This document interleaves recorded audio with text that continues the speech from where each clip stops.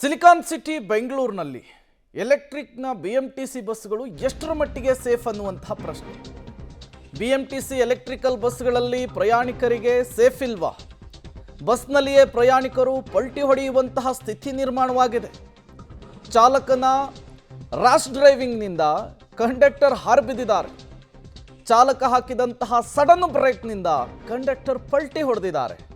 Ticket ಕೊಡ್ತಾ ಇದ್ದಾಗ bus ಚಾಲಕನಿಂದ sudden break ಹಾಕಲಾಗಿದೆ. ಈ ವೇಳೆ ಕಂಡಕ್ಟರ್ ಹಾರು ಬಿದ್ದಿದ್ದಾರೆ, ಪ್ರಯಾಣಿಕರು ಬೆಚ್ಚಿ ಬಿದ್ದಿದ್ದಾರೆ. ಈ ರೀತಿ ಬಸ್ಸನ್ನು ಓಡಿಸಿದ್ರೆ ಪ್ರಯಾಣಿಕರು ಯಾವ ನಂಬಿಕೆ ಮೇಲೆ ಕೂತ್ಕೊಬೇಕು ಅಂಥೇಳಿ ನೀವೀಗ ದೃಶ್ಯವನ್ನು ಗಮನಿಸ್ತಾ ಇದ್ದೀರಿ. ನೋಡಿ ಯಾವ ಸ್ಪೀಡಲ್ಲಿ ಬಸ್ ಹೋಗ್ತಾ ಇದೆ ಅಂಥೇಳಿ.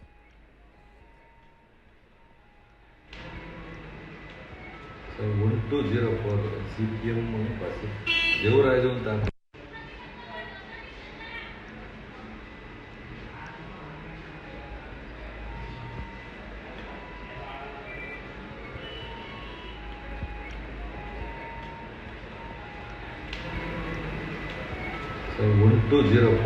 CPM ಬಸ್ ದೇವರಾಜು ಅಂತ.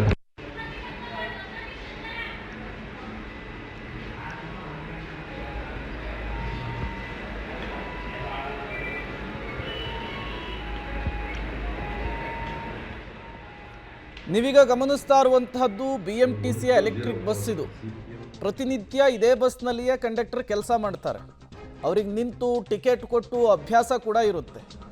ಅಂಥವರೇ ಈ ರೀತಿ ಪಲ್ಟಿ ಆಗ್ತಾರೆ ಅಂದರೆ ಮಹಿಳೆಯರ ಕಥೆ ಏನು, ಮಕ್ಕಳ ಕಥೆ ಏನು, ವೃದ್ಧರ ಕಥೆ ಏನು ಅಂಥೇಳಿ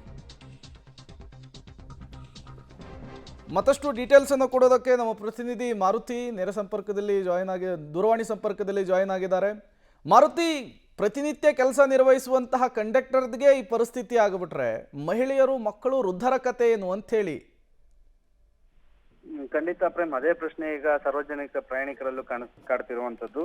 ಯಾಕಂದ್ರೆ ಈ ಎಲೆಕ್ಟ್ರಿಕ್ ಇವಿ ಬಸ್ಗಳಲ್ಲಿ ಚಾಲಕರು ಏನಿರ್ತಾರೆ ಅವರನ್ನ ಗುತ್ತಿಗೆ ಆಧಾರದಲ್ಲಿ ಇವಿ ಬಸ್ ಯಾರು ಗುತ್ತಿಗೆನ ನೀಡಿರ್ತಾರೆ BMTCಗೆ ಅವರೇ ಸರಬರಾಜು ಮಾಡೋದ್ರಿಂದ ಚಾಲಕರಿಗೆ ಅಷ್ಟು ಎಕ್ಸ್ಪೀರಿಯನ್ಸ್ ಕೂಡ ಇರೋದಿಲ್ಲ.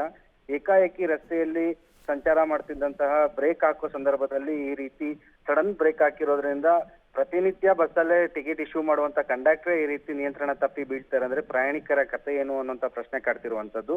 ಯಾಕಂದ್ರೆ ಬಸ್ ಅನ್ನ ಗಮನಿಸಿದಾಗ ಬಸ್ಸಲ್ಲಿ ಯಾರು ನಿಂತಿರಲಿಲ್ಲ, ಕಂಡಕ್ಟರ್ ಒಬ್ಬರೇ ನಿಂತ್ಕೊಂಡು ಟಿಕೆಟ್ ಇಶ್ಯೂ ಮಾಡ್ತಿದ್ದು.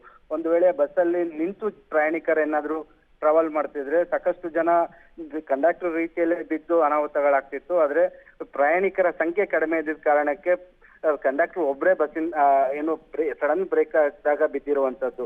ಈ ರೀತಿ ಆಗೋದಕ್ಕೆ ಪ್ರಮುಖ ಕಾರಣ ಅಂದ್ರೆ ಈ BMTC ಎಲೆಕ್ಟ್ರಿಕ್ ಬಸ್ಗಳಲ್ಲಿ ಇರುವಂತ ಚಾಲಕರ ಏನು ಎಕ್ಸ್ಪೀರಿಯನ್ಸ್ ಇಲ್ದಲೇ ಇರುವಂತ ಚಾಲಕರನ್ನ ತಗೋತಾರೆ. ಅವ್ರು ಸಡನ್ ಮತ್ತೆ ಅದು ಇವಿ ಬಸ್ ಆಗಿರೋದ್ರಿಂದ ಯಾವುದೇ ರಿಸ್ಕಿ ಡ್ರೈವಿಂಗ್ ಇರೋದಿಲ್ಲ. ಸಡನ್ ಆಗಿ ಎಕ್ಸಲೇಟರ್ ಕೊಟ್ಟರು ಪಾಸ್ ಆಗತ್ತೆ, ಬ್ರೇಕ್ ಮೇಲೆ ಕಾಲಿಟ್ರು ಅಂದ್ರೆ ಬ್ರೇಕ್ ಯಾವ ರೀತಿ ಅಪ್ಲೈ ಮಾಡ್ಬೇಕು ಅನ್ನೋದು ಸರಿಯಾಗಿ ಗೊತ್ತಿಲ್ಲದೆ ಓಡಿಸುವಂತ ಚಾಲಕರಿಂದ ಈ ರೀತಿ ಘಟನೆಗಳಾಗ್ತಿರುವಂತದ್ದು.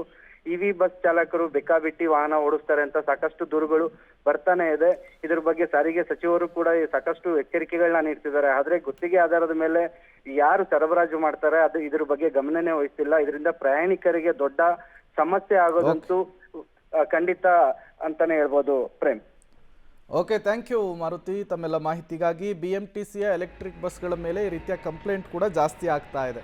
ನೋಡೋಣ BMTC ಸಂಸ್ಥೆ ಏನಾದ್ರು ಕ್ರಮಕ್ಕೆ ಮುಂದಾಗುತ್ತಾ ಅಂತ.